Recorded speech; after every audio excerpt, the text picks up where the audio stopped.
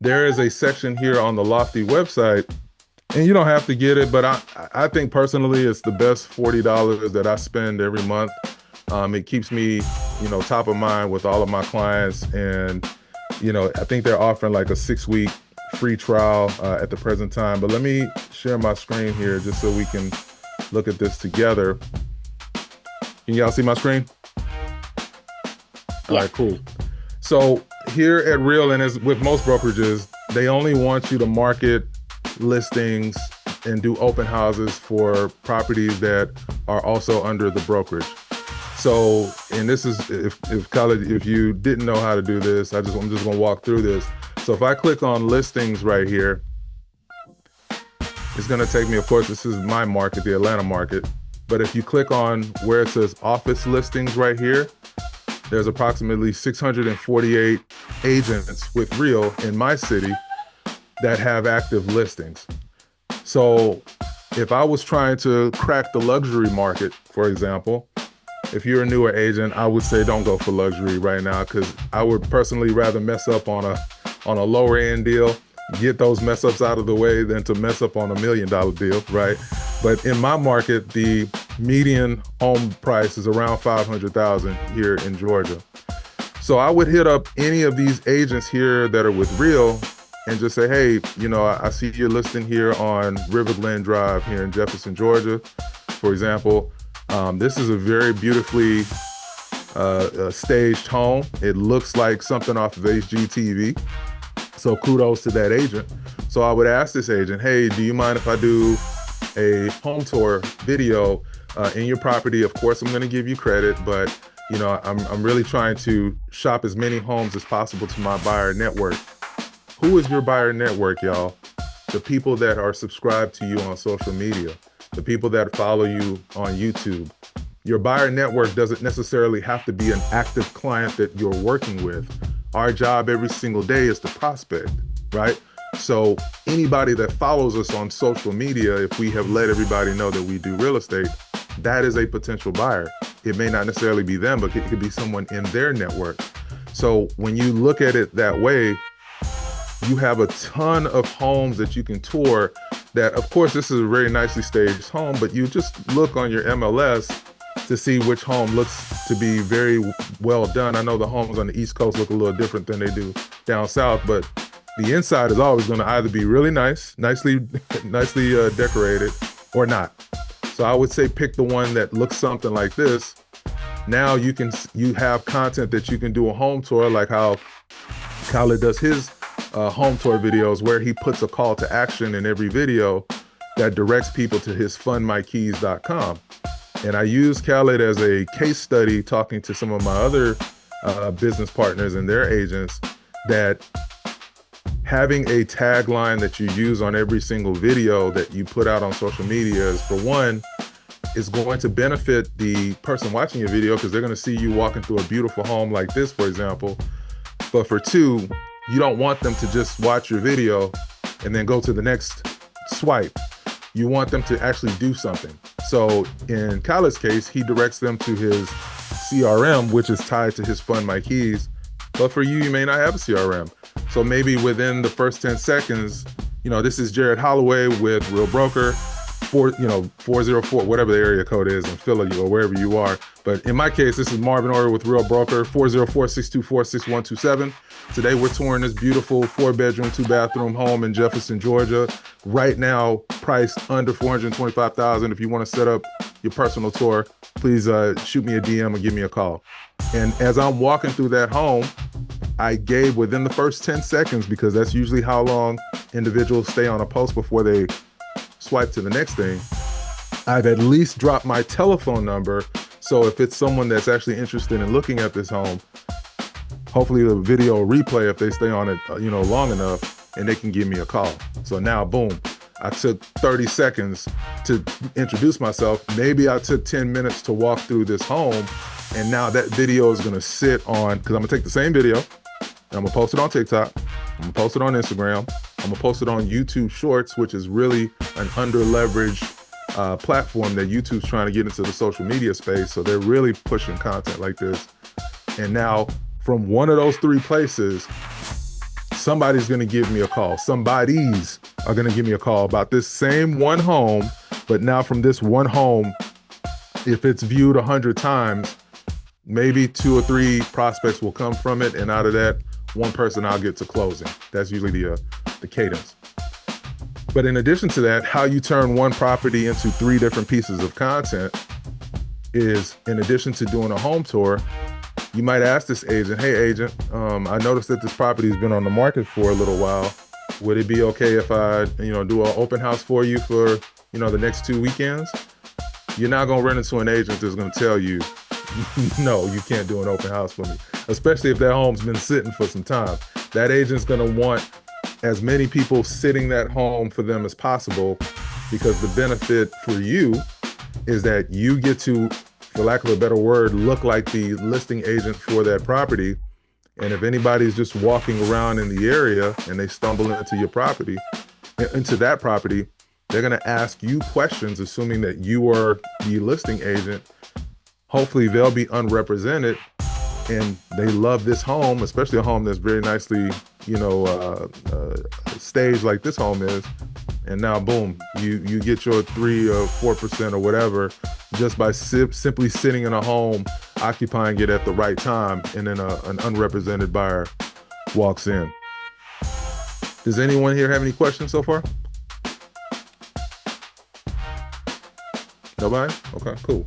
I have a question. All right, was this particular explanation here as far as how to find all of the homes that are real agent listed? Is this something that's helpful for anyone here that wants an idea, of homes that they can target to potentially do open houses for or shoot social media content? Hey Marvin, this is Gerard. Can you hear me? Hey Gerard, what's up, brother? Okay, so I have a question. Can you, because I don't have Lofty, is this possible, and I'm not sure, I was trying to look through my phone, but is this possible to do the same thing off of the MLS Bright? Like, does it list, like, break it down by brokerage or listing offices? Typically, if you see, my MLS here in Georgia is First MLS, but there usually is a section that says office. If you see the word office listings, then yes, that's okay. Every listing tied to your specific broker. All right. I'm just trying to use what I have. A way. Yeah, okay. In Bright, there's a way for you to get all the people that send real. Yeah. Yep. All right. And the power of that, hold on, my camera here. The power in doing that, y'all, is, for one, if you do this enough times, you're going to get a prospect. Somebody, especially now when it's warming up, there are individuals that are looking for homes every single day, every day. They're on Zillow, they're on Realtor.com, they're on all of those websites looking for homes. But the ones, at least in my experience, that really, really pop are the individuals that actually take you through that property in real time. Because a good photographer can pull up all kinds of, do all kind of cool things with the camera to make that home look a certain kind of way. But, a meth house is a meth house. It don't matter how nicely you put a filter on it. So it would be best to actually be that boots on the ground. Again, highlighting you guys' amazing business partner in Khaled. He's the real estate bull. I mean, that's really what he is. He's in these streets doing what he needs to do. And if I'm not mistaken, Khaled has capped or very close to capping.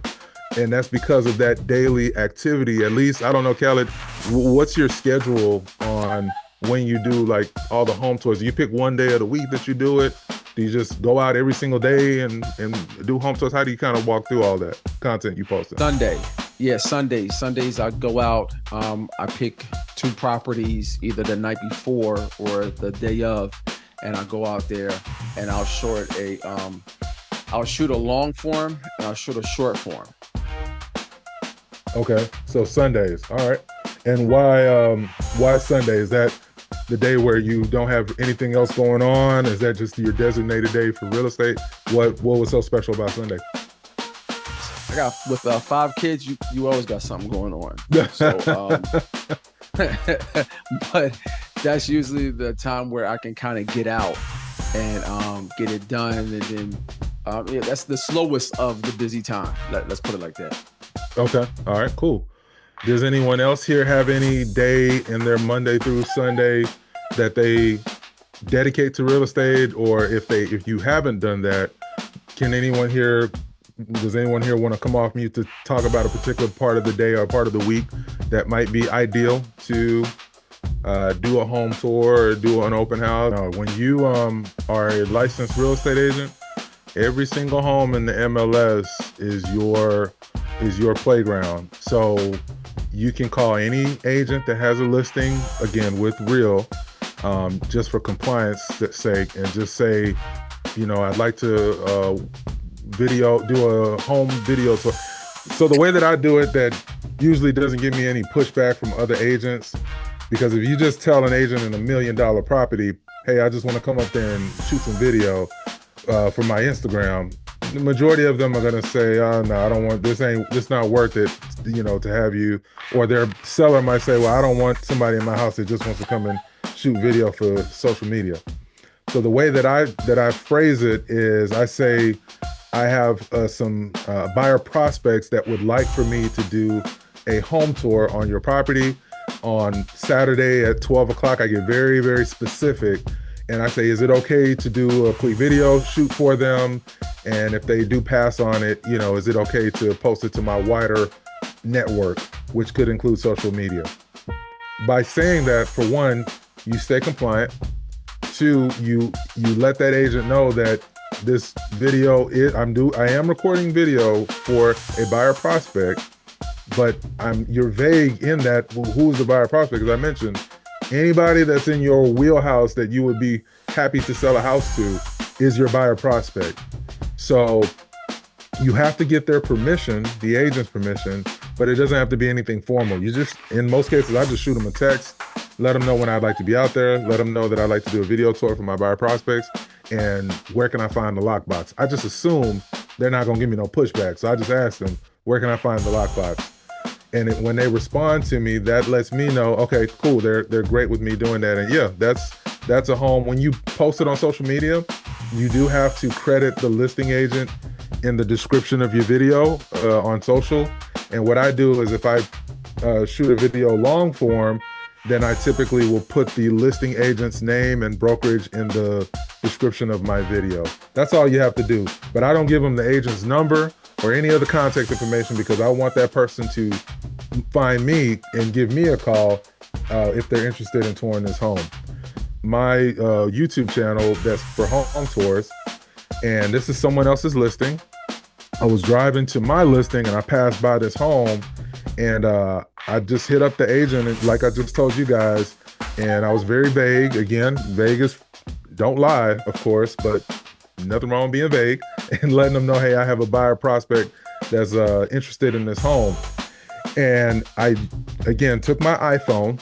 All this was shot on an iPhone. And you guys can't hear me, but I'm introducing myself. And in the first 30 seconds, boom, I put my QR code here. And you can generate a QR code in Canva for free.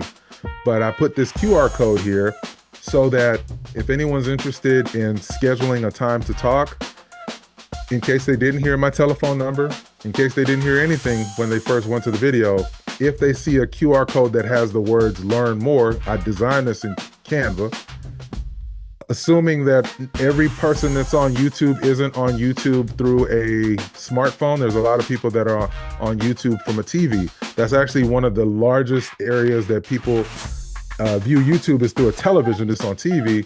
If they're watching this on a TV, then all they got to do is just scan that QR code. That's going to take them to my Calendly, or Google Calendar, to set up a buyer consultation. So this video has, at the present time, 1,200 views.